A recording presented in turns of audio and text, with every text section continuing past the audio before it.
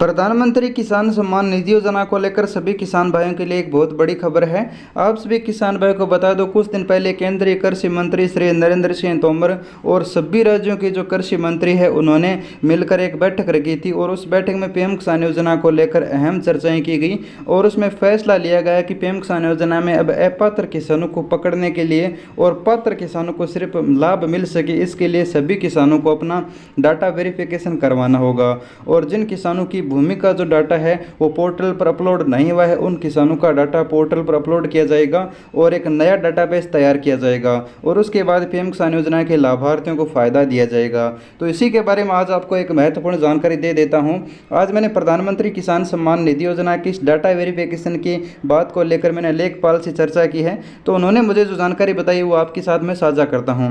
तो हमारे लेखपाल ने मुझे बताया कि प्रधानमंत्री किसान सम्मान निधि योजना में जितने भी किसान जुड़े हुए हैं उन सभी किसानों का डाटा पोर्टल पर अपलोड होगा और पोर्टल पर अपलोड होने के बाद पीएम किसान योजना की किस्त वो किसानों को दी जाएगी। अब केंद्र के नए निर्देशान आ चुके हैं, यानी केंद्रीय कृषि मंत्री ने जो मीटिंग रखी थी उस मीटिंग में जो फैसला लिया गया था कि सभी किसानों का डाटा अब पोर्टल पर अपलोड होगा, एक नया डेटाबेस तैयार होगा, उसके बाद अगली किस्त जारी की जाएगी। उसी हिसाब से अब सभी लेखपालों को ये काम सौंपा गया है और हर एक लेखपाल अपने अंडर में जितने भी किसान पीएम किसान में आते हैं उनका डाटा पोर्टल पर अपलोड करेगा।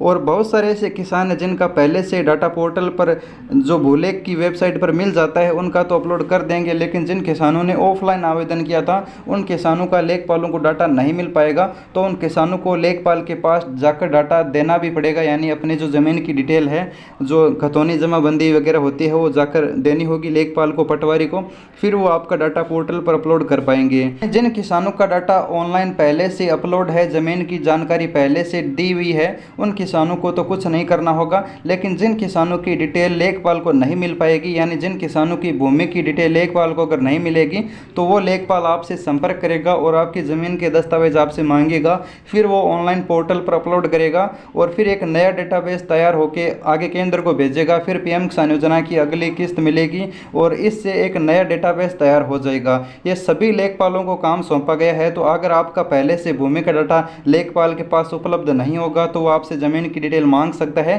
कुछ लिस्ट यहाँ पर मैं आपको दिखा देता हूँ, मेरे एरिया की है। अगर आप भी कोई किसान है तो इस लिस्ट में आप अपना नाम ज़रूर चेक कर लीजिएगा। टेलीग्राम पर भी वो लिस्ट डाल दूंगा, आप टेलीग्राम भी ज्वाइन कर लीजिएगा। तो इसी प्रकार सभी किसानों का अब डाटा वेरिफिकेशन किया जा रहा है।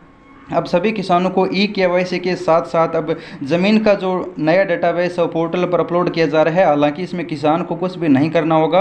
अगर किसान ने पहले से डाटा अपलोड कर रखा है, ऑनलाइन फॉर्म भरा था उस समय, तो उस किसान को कोई भी समस्या नहीं आएगी। कुछ किसानों का डाटा पहले से अपलोड नहीं है, उन किसानों को डाटा लेखपाल को देना होगा और वो लेखपाल आपसे खुद ही ले लेगा। और ये डाटा वेरिफिकेशन लगभग जगह कंप्लीट भी हो चुका है, कुछ ही जगह अभी बाकी रहा है।